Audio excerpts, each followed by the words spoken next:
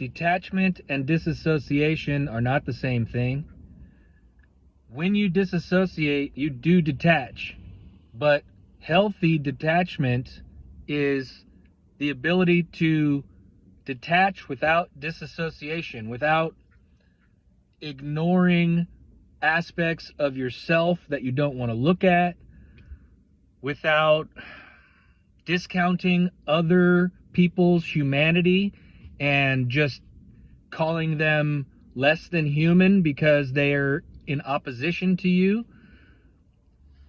The concept of non-duality shows us that there is no other. So you can't disassociate.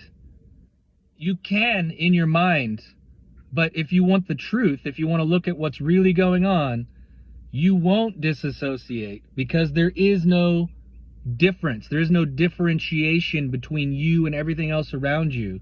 So to detach from what you perceive is going on is fine. You can just detach from it and watch it go on. Yay! But what is not good for you, what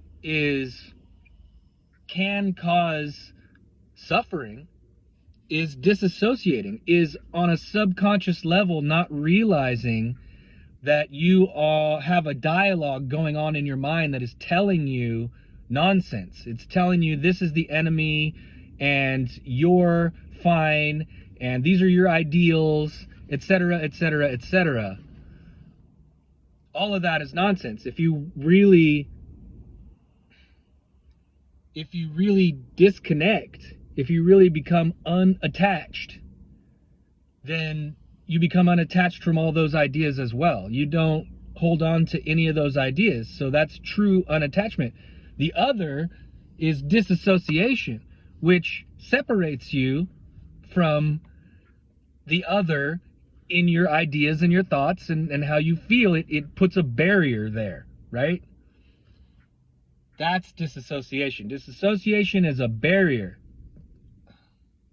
To disconnect or to become unattached to everything around you is the opposite of a barrier. It's full acceptance of you as a flawed human and everyone else and everything else that's going on.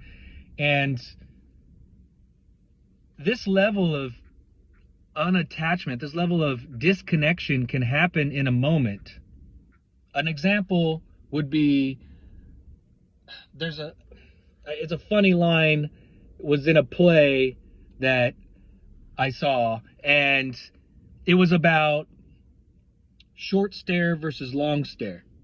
And the actor on stage had to do the short stare and the long stare. Well, the long stare is when somebody's daydreaming, right? They're like, oh, yeah. And then the short stare is like internal, right?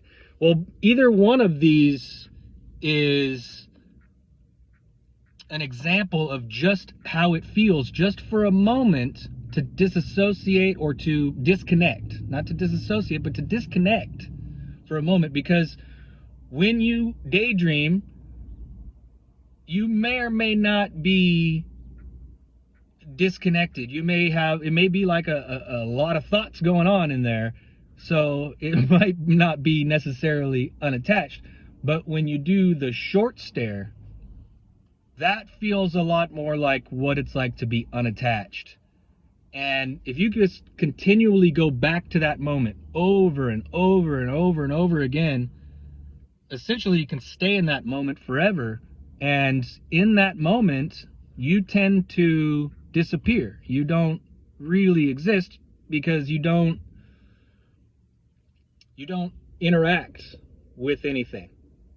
So you're there, your body is there, but you're not your body. And it becomes clear that you're not your body. And that's what they're all talking about. That's the thing they're all talking about.